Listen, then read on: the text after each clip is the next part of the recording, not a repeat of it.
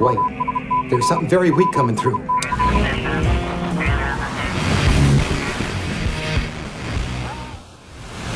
long time ago, in a galaxy far, far away.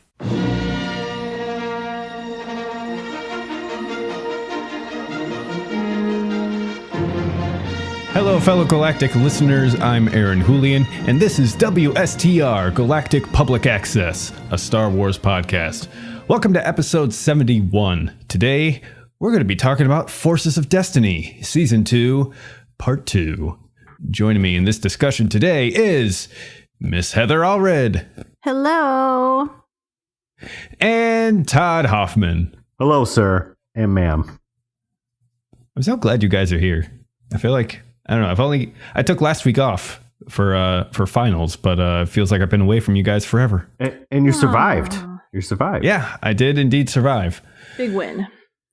Yes. So without further ado, you can check us out on social media, WSTR Media, all one word, all lowercase. You can also email us at mailbox@wstrmedia.com. Leave us a voicemail at 630-557-WSTR. That's 630-557-9787. You can catch all our back catalog of episodes at www.wstrmedia.com. That's a lot of W's, but it's www.wstrmedia.com. Today's podcast is brought to you by Audible. You can get a free audiobook download and a 30-day free trial at www.audibletrial.com/WSTR. That's a lot of W's. Yeah, there's so many W's now. I know we keep saying that, but it's not going away. It's not going away. Yeah. So yeah, hit up that URL, get your 30-day free trial from audiobook from Audible, and get yourself a free audiobook. You could cancel a trial and keep the audiobook. That's Audible's gift to you. What, Aaron? Are you serious? Yeah. Oh my They gosh. throw us a few bones for passing along the word, and everybody's happy. Did you finish Heir of the Empire? I've not, but oh my gosh. Well, see now the finals are done, you can focus. Well, even more, I'll be starting a summer job soon where I'll be on the road most of the day. Yeah. And so that's prime audiobook podcast consuming environment right there. That's a perk while you're just stuck in traffic. You could be like, you know what? I'm gonna enjoy my Audible book.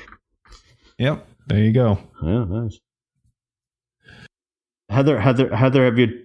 Yeah, I was going to say, Heather, have you dabbled? I have dabbled historically speaking, Yes, in the sense that I've tried one in the history of my life in the past. Right, yeah. I have But not currently. Right. Not currently. It needs to be the right story. Sometimes just a person talking can be tricky for Heather, but. You like kind of zone out and it's like start twitching. Yeah. I've got a mind wandering problem. So Gotcha. So you need to be like the driver. You're like, I gotta drive this thing. Yeah, I really enjoy them. Like, especially like with the Star Wars, that there's like some sound effects, and I'm like, oh, this is top notch, man. But yeah, I just finished Last Shot and tied into the Solo story, and it was it was an adventure. So it was with Lando and Han, and kind of jumped back and forth and the timelines, which was fantastic. And yeah, I really enjoyed it. And I told Aaron, you were not here for this, but they have an Ewok in there, and she's a code slicer, and I love her, and her name is Peekba. What? Yes, I'm Code slicer. a code slicer. Yeah, like a techie Ewok, and I don't know. I'm turning the page on the Ewoks. my evil plan is working. How? They have like a, they're a primitive tribal culture. How do they code slice? You are. Not saying that's not possible for them. You're typecasting. You're typecasting now. I am. Yes. And But to be fair, so does Star Wars. And that's what makes it so much fun because, Han, he's not big on the furballs, and it just makes for a very interesting dynamic throughout the story when And in fact, when they meet Peekbah, just a sneak peek, they think she's like a secretary or something, and then she gets really mad. Oh, that's funny. And it's fantastic. It's fantastic. Like, so Lando and I mean, throughout the whole book, like Lando and Han are always sticking their foot in their mouths, which is typical of guys and typical of those two hardheads. So yeah, it's a lot of fun. But anyways, I love Peekbah. Peekbah is awesome. So yeah. I would doubt, Heather, maybe you got to try to, like you said, it's just got to be the right book. Yep. But I'm sure, well, maybe with all the Ewok love, I'll try this solo book. There you go. So to download your free audiobook today, go to audibletrial.com/WSTR. That's audibletrial.com/WSTR for your free audiobook. Only one W in that one. Only one W. Only one W. Much cleaner. It's good. Yeah. So and with that, let's go into our main topic. And now for our feature presentation. All right. So today we're talking about Forces of Destiny, Season 2, Part 2. Somehow we missed this in all the fury of May the Force be with you, but they dropped the back half of Season 2. So now we have a complete, there's 15 episodes in all of Season 2, and 10 through, started at 10, yeah. So 9 through 15 dropped. So yeah, why don't we just kind of walk through them chronologically? So number 9 is, episode 9 is Chopper and Friends. Heather, what did you think of A Chopper and Friends? Well, they combined two of my favorite things. It was sort of custom made for me. Yeah, I was going to say, this is like, this shouldn't be Chopper and Friends. It should be like, Heather, this episode's for you. Right. Should be Heather and Friends. Right, exactly. Yeah. So super fun to have a droid and Ewoks having a communication with one another when no one really knows what's going on. Right. They seem to know what's going on. That's always just fun to witness. And kind of to, I guess, tag along to what Aaron said. It is. You don't necessarily think, you're like, okay, so Ewoks are going to start shooting things on a ship. Do they know what to do? If they can fly a speeder bike, they can shoot a cannon, But yeah, so it's just fun, the continuing learnings of Ewoks in a cute little manner. But it was cute. It was enjoyable. I mean, obviously, I'm slightly biased to life. I immediately thought of you, Heather, when I started watching this. I'm like, this is like straight up Heather episode, Yeah. No, I thought it was good. I mean, I'm a big fan of Chopper. I really love Chopper. He's like he's like a cat. Like, he just does what he wants and brings along his friends. And Hera's like, "What up? These guys can't do anything." And they take off and destroy some TIE fighters, and the good old time. Aaron, what did you think about this one? I mean, if you got a focus group together, that was like, let's make something that appeals just to Heather. They'd probably come up with something not too dissimilar to this. It was a good piece of fun. Yeah, right. I liked it. Yeah, good. I mean, Heather, what would be your ultimate cartoon episode? Would it be like BB-8, R2, and Chopper or something, or? Probably, yeah. I mean, if it was like R2 and Friends, I probably would. We could have just stopped talking at that point. There's nothing that's going to get better. Right. Yeah. No, I don't know. That's an interesting question. Yeah. I mean, yeah, you could throw in. Is there like a droid council, like where they all like they come together and discuss each other's realms and solve all the world's problems? Like the Senate? I mean, here's the interesting thing that's canon is that C-3PO starts his own like spy network, and you've got spies throughout the whole, but he's not he's not your like leader, the best leader, obviously, but he's got all these droids everywhere, and it kind of ties into like Force Awakens, where that little I forget his name, like RA7 or something. It's like, and he's got like the almost like the microphone mouth, as they enter. Yeah. So he's kind of like, he's a good spy. He's telling them, hey, they showed up. But then obviously there's also bad spies in Maz castle there. But yeah, it kind of riffing off of that. And that C-3PO basically has a bunch of spies everywhere, and kind of helps the resistance out understanding like what's going on. So they could have like a droid council, and you could have all your favorite droids around, Heather, and then a random Porg shows up, and I think you're good to go. I mean, I'd be all right, but yeah. I'll buy that for $1.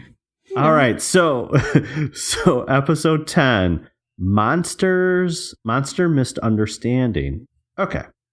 Yes. So now this one is with Queen Amidala, and we're back in Naboo. So I'm kind of curious of when this is happening in the timeline. I don't know if this is it's actually, she's got to be older, so it's like she's probably a senator. I'm not sure, but so there's a Sando aqua monster attacking the docks of Naboo, and all chaos breaks loose. Heather, what did you think of this one? Chaos breaks loose. I mean, it was sort of sweet, I guess. I don't know. It wasn't necessarily my favorite. Yeah. I mean, yay. Yeah. I mean, yay, she stops the poachers and the baby goes back to its mama, but right.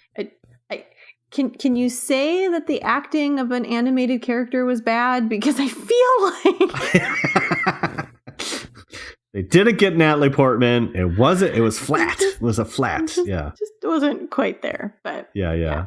Aaron, what did you think of this bad boy? Yeah, it was all right. I mean, it was cool. I mean, this is the same monster that Qui-Gon's like, there's always a bigger fish. Yes. And this one grabs the other fish that has grabbed them and just tears him in half. Yeah, you just tear him in half like a beast.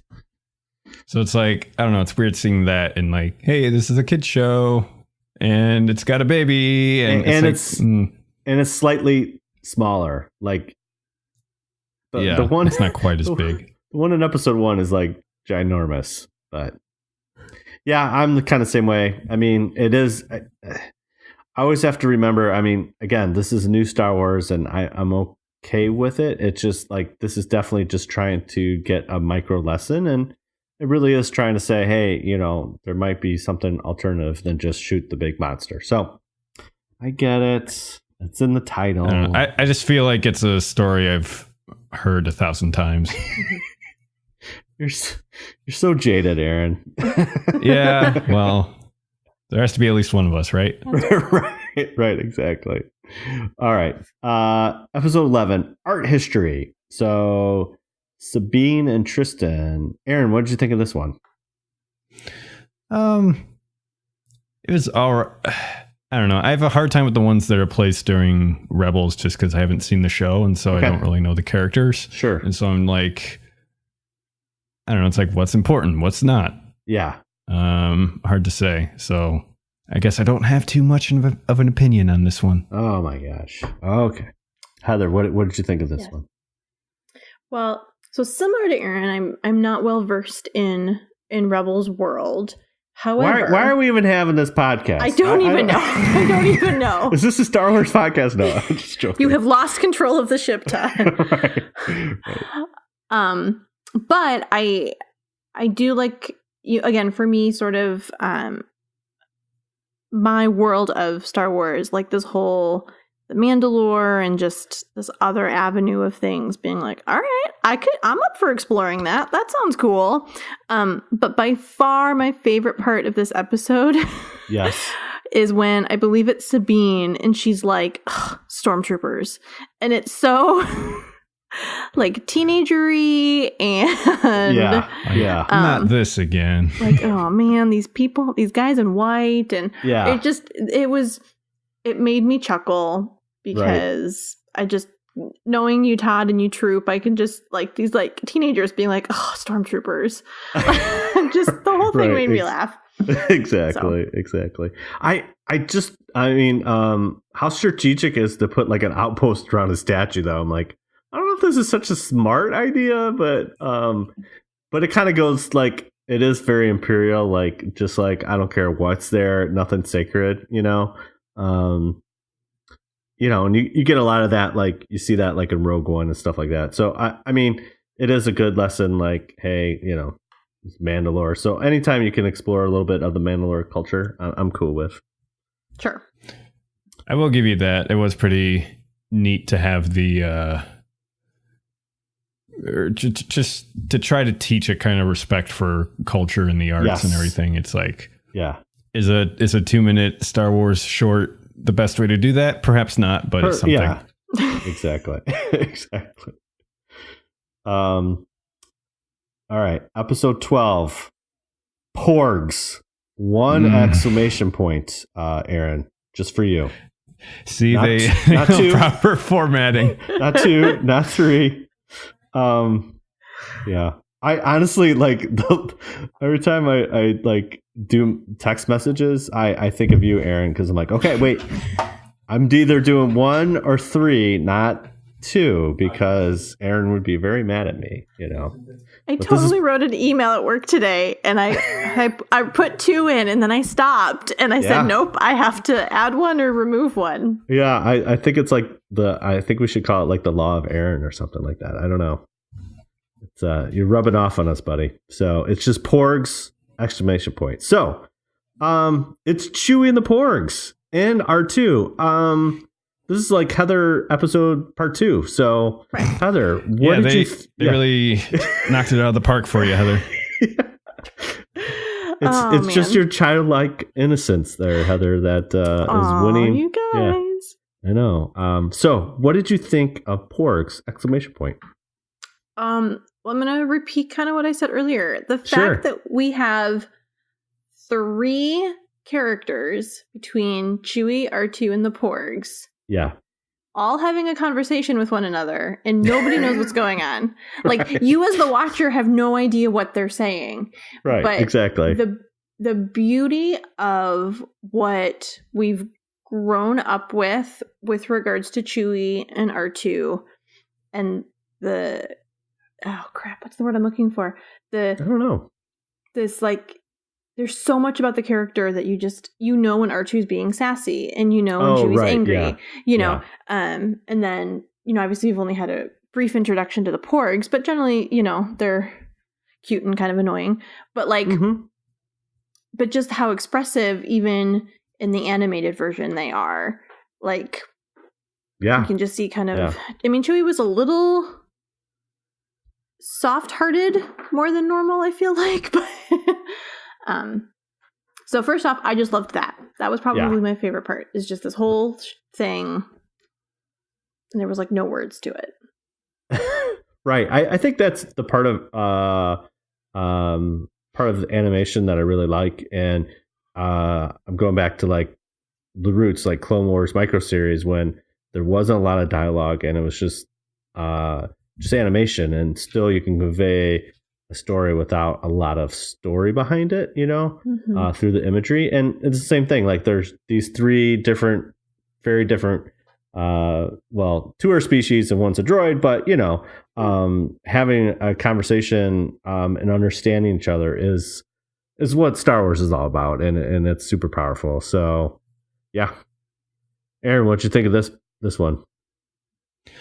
I mean, pretty much nothing you guys haven't said already, but I didn't mean to laugh. I was waiting for, I want the cynic, I want you're like our Dark Lord on this episode, I'm actually less cynical about this one, because it's like you said, it is possible to tell a story without dialogue. Yeah. And animation is particularly well suited for that. Yep. And I don't know. It's a pretty simple story, like, kind of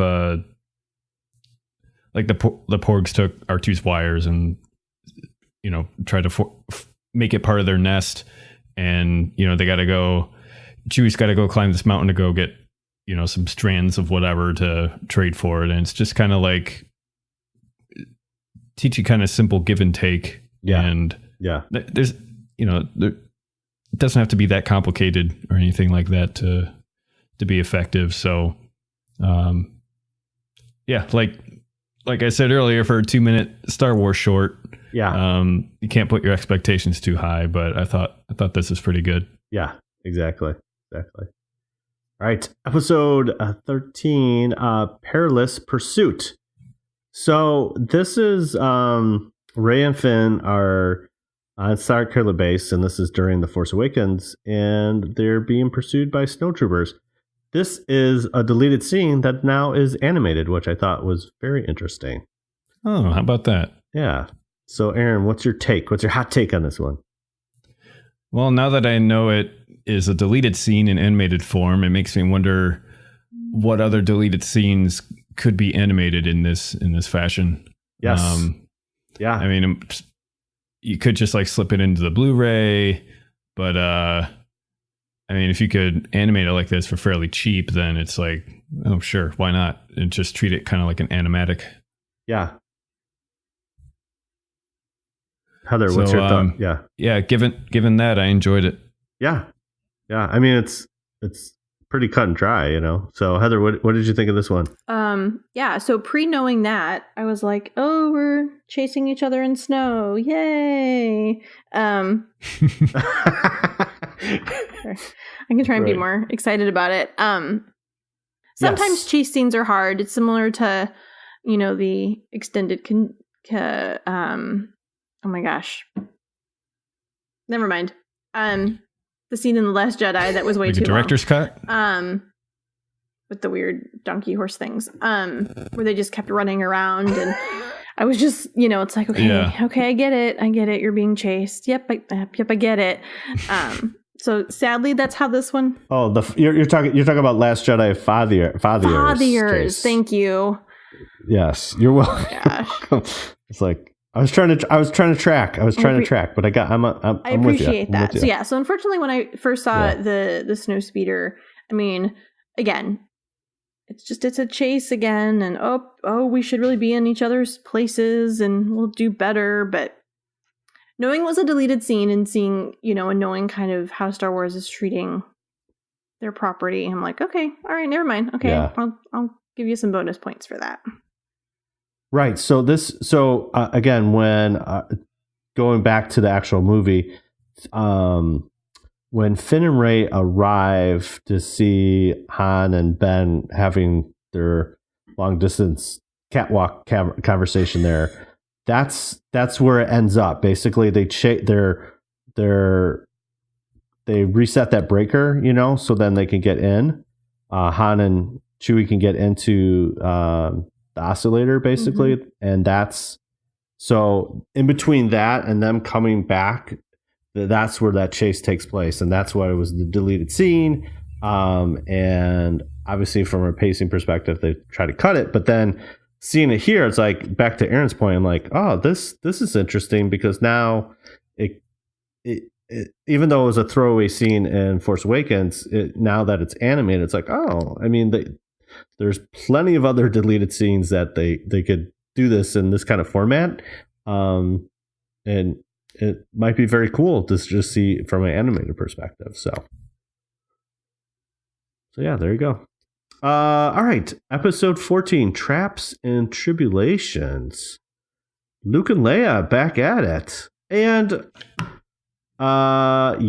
this is more Ewoks, Heather. What is going on here? I feel like I've been having maybe they watched our episode maybe and took notes.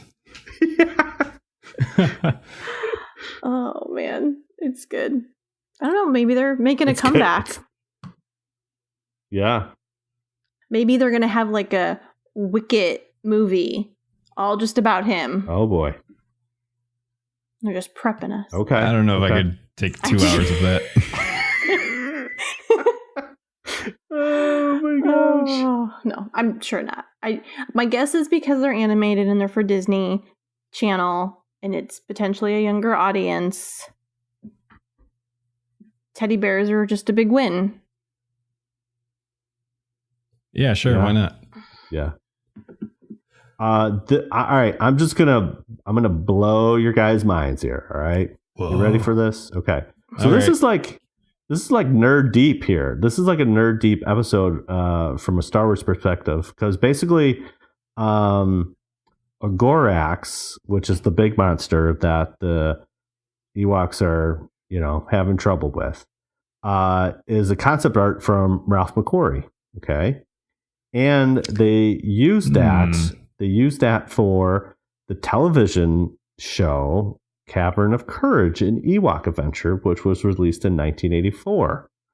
So, and he was the main villain in that. So now they're taking a TV show that technically isn't canon and now putting it in canon. So the Gorax is back in. And and then you got Mark Hamill's back at it doing the voice of Luke, which I can't get enough of. So not only you got the Gorax, but you got Wicket back, and then you got a Luke and Leia kind of team up, which is you don't get enough twin time. So space twins forever. So I enjoyed this episode. So Is this the only time Leia uses a lightsaber? I had Wow. that same question. I think so. not on film. I mean, not on film or anything that we've seen so far in Rebels or Yep. Well, there you go. There you go. Yeah, I will say I really enjoyed this because Return of the Jedi doesn't seem to get a lot of love as far as like extended lore goes. So props to Disney for giving Luke and Leia a bit more screen time. That was really enjoyable. And now that you mention it, like the Gorax does look very Ralph McQuarrie-esque, and reminds me of the first concept art for Chewbacca, or like one of the concept arts for Chewbacca. Yeah. But yeah, that's a neat little detail that like maybe 3 people in the world caught. So good on you, Todd. You're welcome. No, I'm trying to expand everyone's mind here, Yeah, I mean, this is where it gets fun for me for something like this in this series, or if they decide to kind of go down a different path from an animation perspective. But like, again, what we just talked about before with the deleted scene, and now something like this where they're taking other parts, just imagine if they dip their toe into the holiday special. Oh my gosh, I would lose my mind. Oh no. Like what?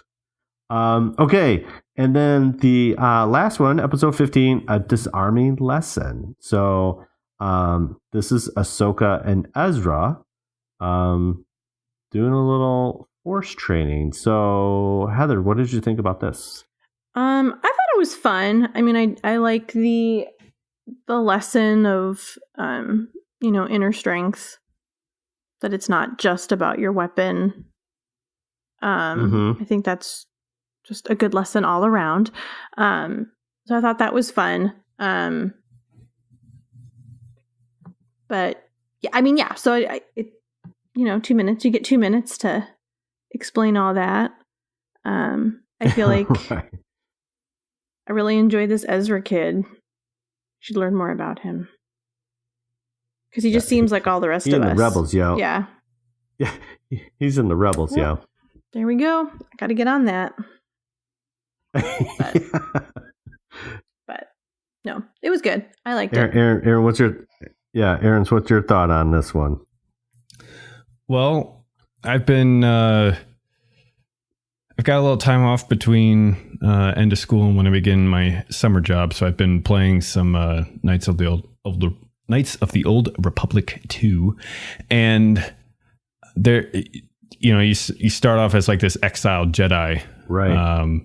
And so you've been cut off from the Force by the Jedi Council, you don't have a lightsaber, and you end up having to construct your lightsaber, and you end up talking to your mentor who's asks you about like why you want a lightsaber, and it being the game that it is, you could choose different options like it's a symbol of the Jedi Order and inspires hope for people, or I want to use it to defend my friends and allies, or I want it to be able to cut down every enemy I meet. And your mentor, she basically tells you like, look, a lightsaber doesn't make you a great person or powerful or anything. It's basically how you use it. And it's a tool like anything else is. And it's kind of cool to be seeing Ahsoka kind of teaching the same lesson that like you should be feeling powerful without the lightsaber. It's not that gives you power, but rather it's like an extension of yourself. So that's a pretty neat little lesson to give in 2 minutes. Yeah, I totally agree. I mean, it's like a lightsaber is the extension of a Jedi, and it's not used for, from a Jedi perspective, it's not used to antagonize people. It's there for defense. And so it doesn't make you a Jedi. It's just part of you, and it's a great lesson. It is. It's, you have to use other abilities in the Force than just brute, hey, I got this weapon and I can use it. So yeah, I thought it was a solid, again, for a short little 2-minute, cartoon, it tells a pretty powerful story on this one. So I thought it definitely ended on a high note for this one. So basically part 2 was all Heather. I mean, there's like, yep.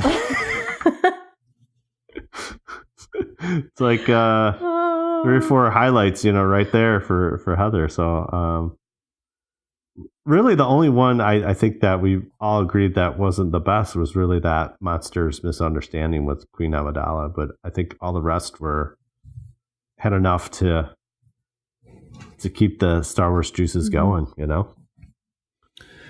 Yeah, we'll take what I can get. Right, exactly.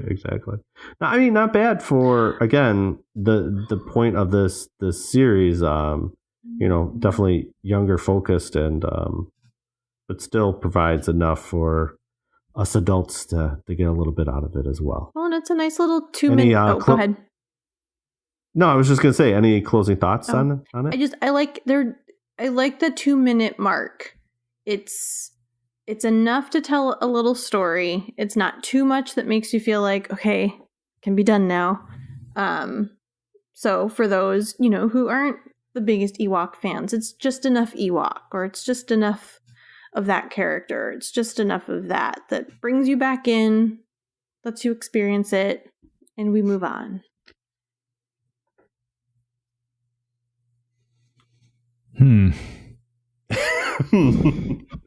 Aaron? I'm not sure I agree necessarily, because, well, it's like 2 minutes is nice, but is it, I wonder if it's a product of just like our attention spans just getting that short, that kids can't handle anymore. Should we push them to try to, consume more longer form content? I don't know, because I feel like a lot of these, not a lot, but some of these ideas that we've seen in these episodes are like, okay, this is some actual, like, real substantial, you got some meat here, and it's like, let's expand that more, and because that could be something totally cool that could fill up like a traditional 22-minute time slot or something like that. But you don't, because it's just like 2 minutes and you gotta like get in, get out, and it kind of leaves my head spinning, like, okay, like that just happened. So right. But at the same time, why make something longer if nobody's gonna watch it? So I don't know, it's a bit of a conundrum for me. Yeah, I think, again, you got to look at the audience. And I think it's driven for kids, and kids are they have very short attention spans. So a 2-minute clip, although you could do a lot in 2 minutes, as we discussed earlier, but I think that's the idea. Is just it's a gateway drug. I think of it that way. Like, hey, the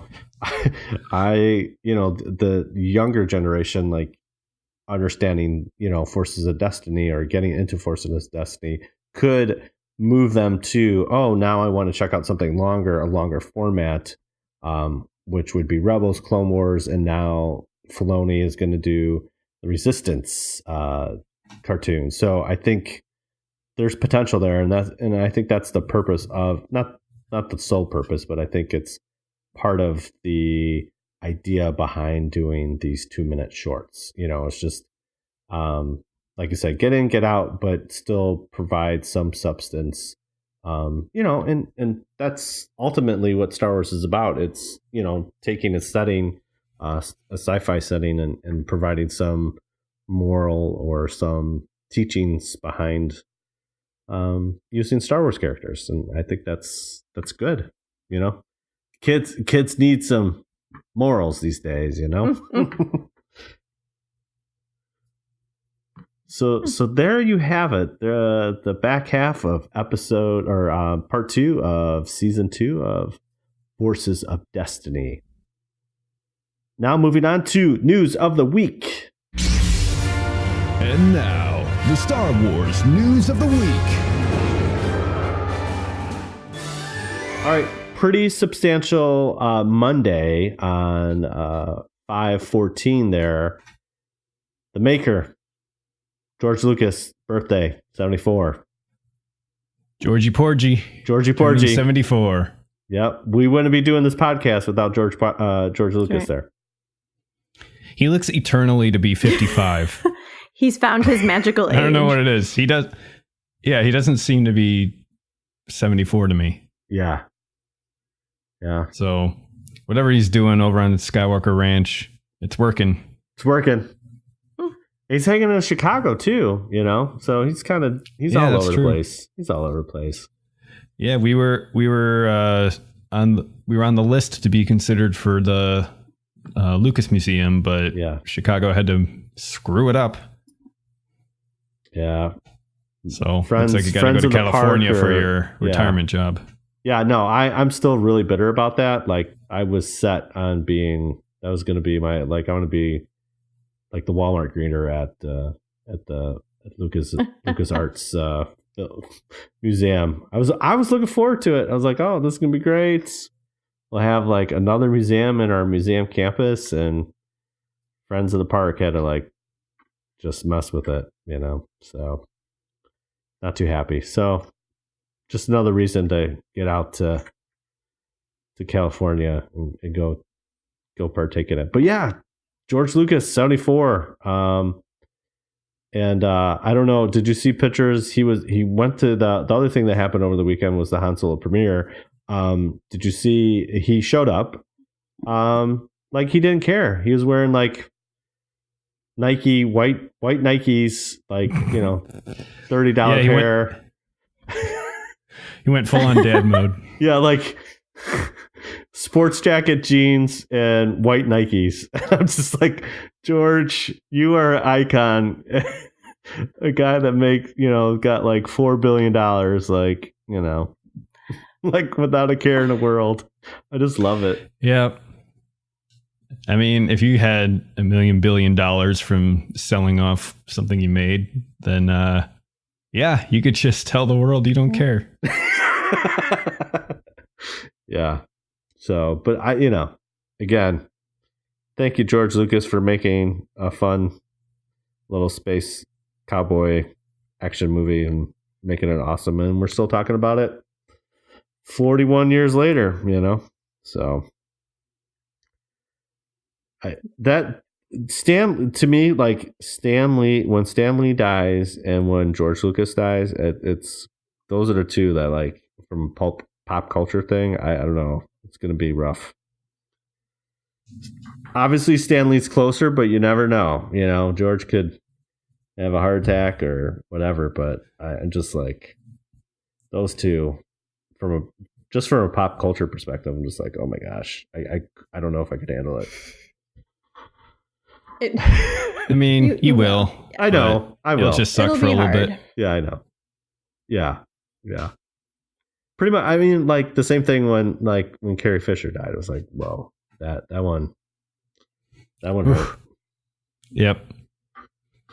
Oh man. All right. Also dropping on Monday, USA Today dropped a little Han Solo featurette.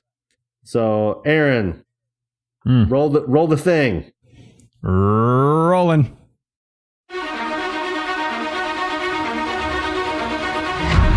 This is a Star Wars film about rebels on the run. One of the things that struck me was that this film had to be natural. It had to be about characters putting their feet on natural surfaces. So I just felt like everything had to be coming from the right place, whether it be where the camera was placed, whether it be where the lighting was coming from. It all had to feel legitimate. Let's go! Bradford is a tremendous artist. He has a fantastic style. And visually, he builds from character and story. I think the beauty of Star Wars is that you don't want to try too hard. The simple, strong looks always work better. We start in a world that is quite dark. This film brightens as the film goes on, and so do the creatures, the aliens, even the type of droids. So glad we took this job! That droid, I definitely have the best clothes, I think. From the capes to the boots to the style, everything's really cool. This particular film has been the most costumes we've ever produced for a Star Wars film. We've made over 1,000 costumes for this. You look phenomenal. Well, I knew I was going to see you. This is beautiful. This is such an incredible piece of work.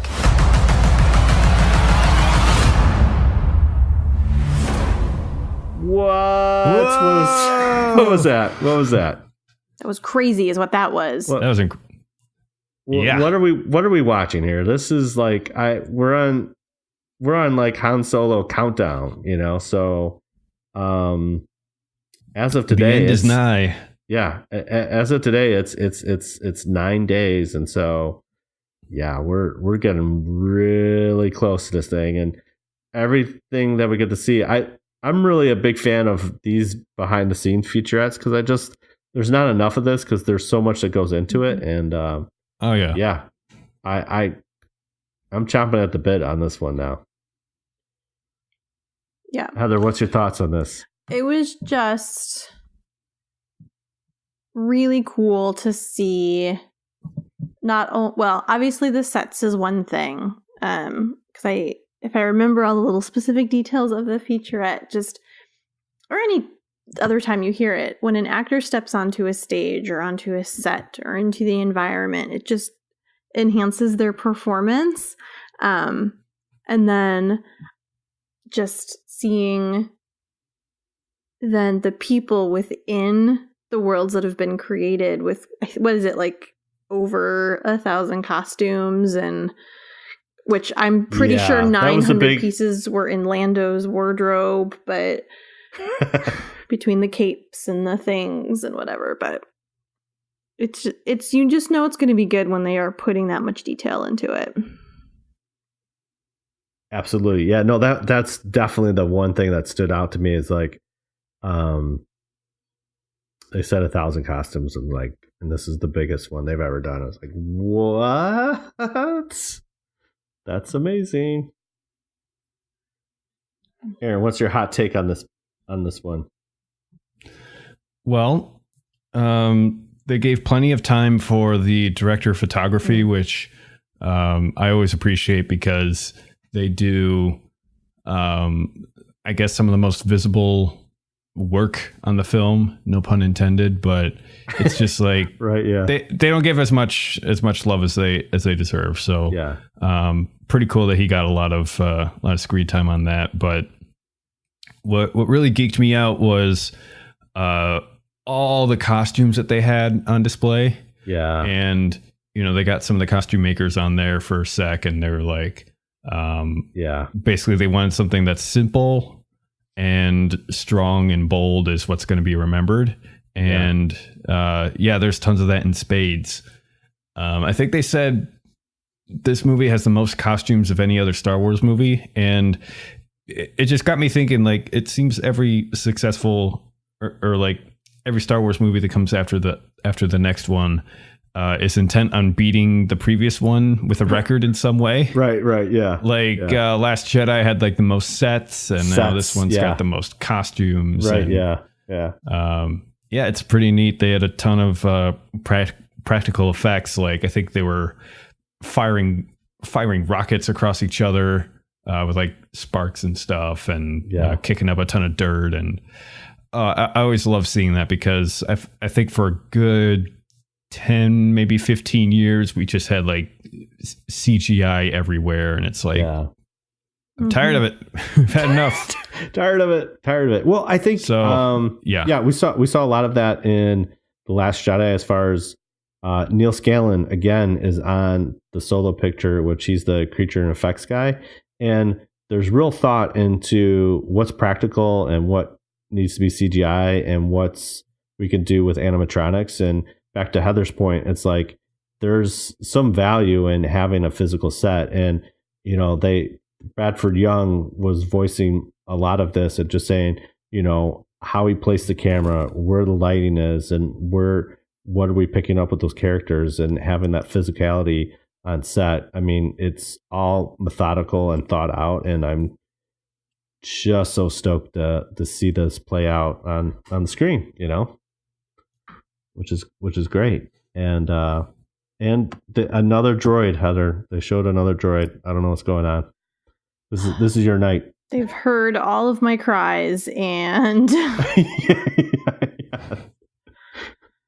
so those fan letters were paying off, I guess. I don't know. Right. Yeah. Well, and then we got a couple Chewie shots too, where he's getting kind of prepped up, and can't get enough Chewbacca, man. I feel like they didn't do a lot of screen time with him in both The Force Awakens and The Last Jedi, so I'm just equally excited to see him have a lot of screen time. And it's really, I think, gonna kind of bond everything together. What we saw in A New Hope and everything like that in the classic trilogy. I think that's what Solo's going to bring to the table. So there you go. And then finally, we're in press junket season here with them heavily promoting the film. Alden Ehrenreich is on interview with Entertainment Tonight, and I forget the gentleman's name that's doing the interview, but basically was asking Alden, like, hey, what advice did Harrison Ford give you for Han Solo? And so he's talking about that. And who shows up? Harrison Ford. So yeah, pretty magical moment. Did you guys get to check that out? Yes, I did. It's it like you could tell Alden was a little taken back by it as well, which I thought was, it's cool. He's still a fanboy, which I think is awesome. What do you guys probably a good sign, rather than like, oh, hey, this idiot just showed up. Well, but it's sort of like with George Lucas just sort of showing up to the premiere. I feel like Harrison Ford can just kind of go wherever he wants to go when it comes to Star Wars. Oh, absolutely. Yeah. Man, he could go to like any party or any private event, just be like, what are you doing here? Oh, I'm Harrison Ford. Okay. Come on in. You're in.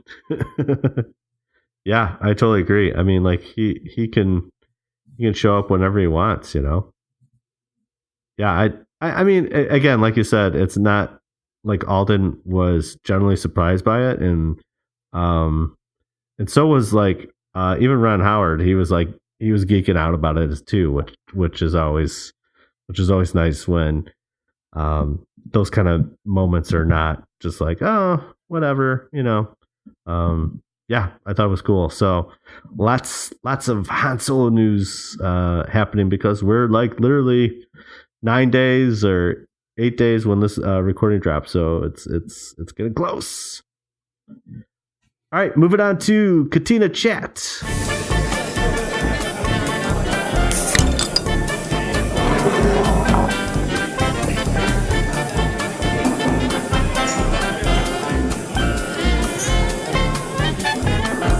Heather, yes. Anything geeky happening in your since the last time we talked?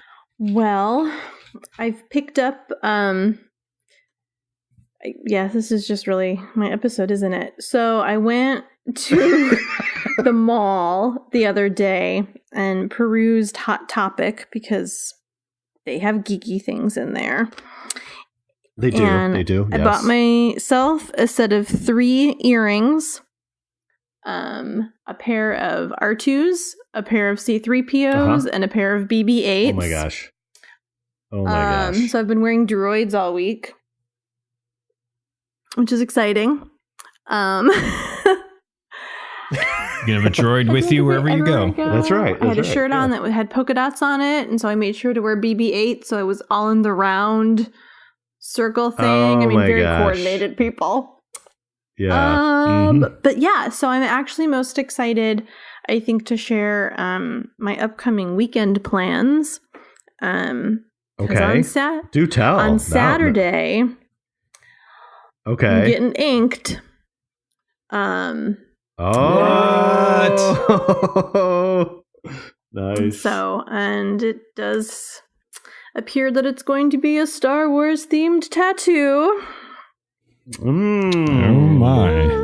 Oh my. Wow. So that's awesome. Yeah. So I know we are a non-visual podcast, but I'll be sure to get some photos up on the socials so that the fans can see it. WSTR Media, all one word, all lowercase.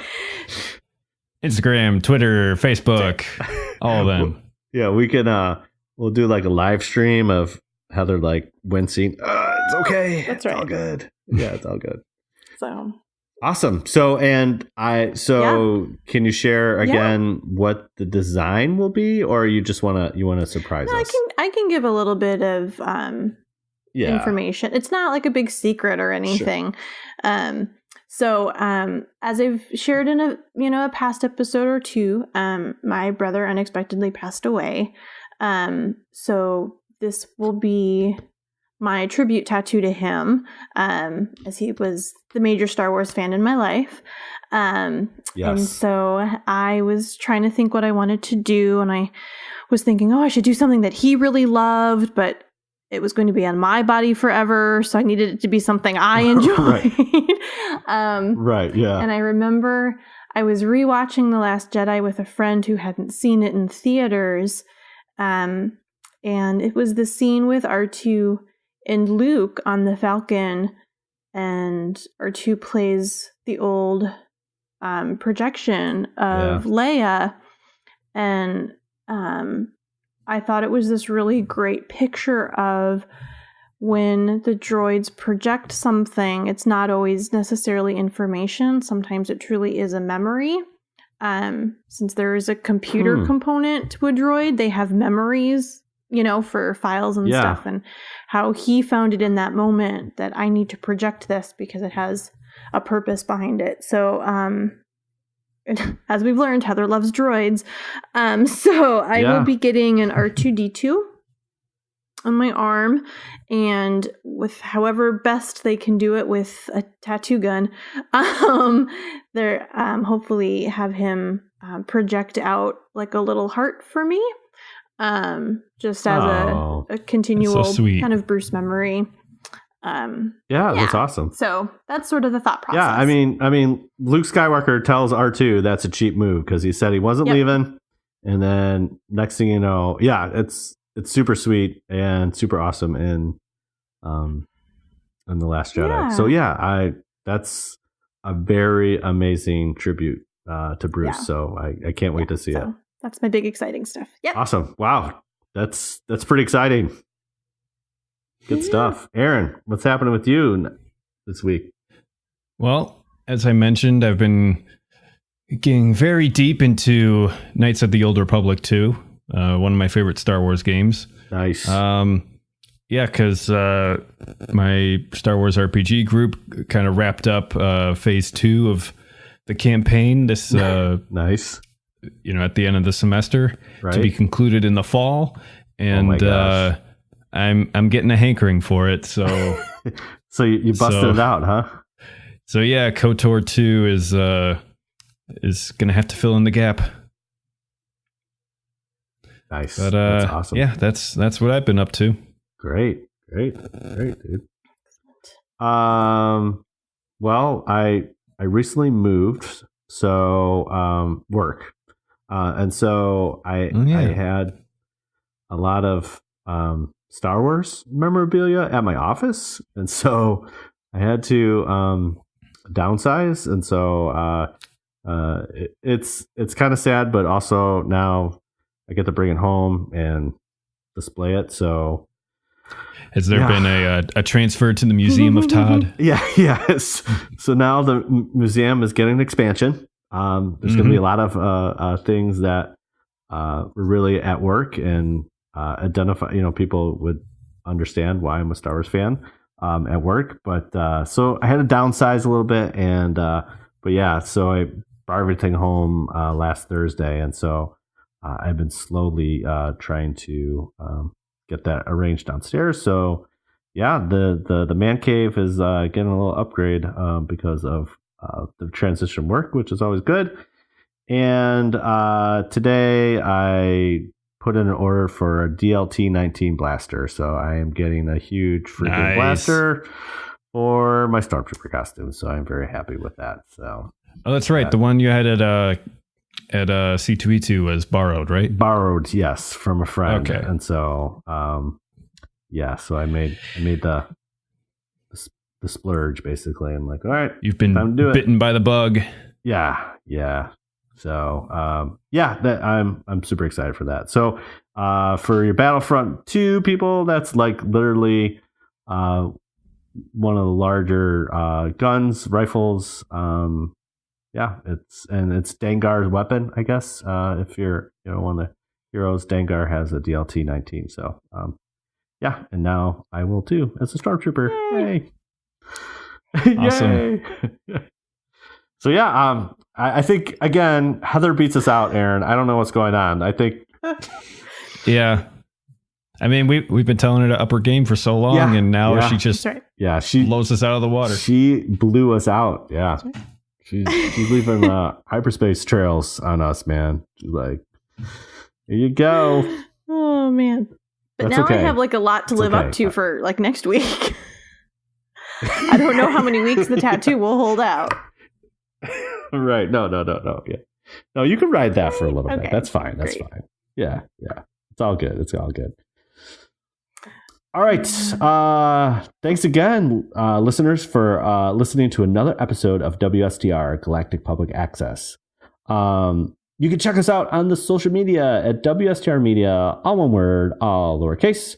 We want to hear from you, so comment, tweet, rate us on iTunes. You can email us at mailbox@wstrmedia.com. Leave us a voicemail at 630-557-WSTR. That's 630-557-9787. Let us know if you watch some Forces of Destiny and what you think of the later half of Season 2. Then if you leave us a voicemail, we can play it on an upcoming podcast. You can check out all our catalog of episodes at www.wstrmedia.com. That's 4 W's, strmedia.com. Now you know all the ways to get a hold of us. Next week, I think we're going to be talking a little bit about a movie that's coming out. Solo. Just a little one. Yeah, just a little one. Solo. It's the shortest amount of time we've had to wait between Star Wars films. So it's kind of, we're just in a weird space, man. It is weird. It's throwing me off because I'm so used to the December releases. Now it's like this is literally happening in the summer, And then come Christmas, we're not going to have Star Wars movie. We'll have to spend time with our families, I guess. What will we do with ourselves? What will we do with ourselves? Wait, I can't go to the movie theater like multiple times to see a Star Wars film? What? Well, hopefully by that time it'll be out on Blu-ray. So there you go. It could be like still have some Star Wars, around a Christmas consolation time. prize. Yeah, it's a consolation prize. Yeah, exactly. So I think there's only one way to end this episode. Let's do it. Let's do it. Aaron, this now is podcasting. Hooray! That was a lot better than last week. Heather and I just totally got on last week. You did fine.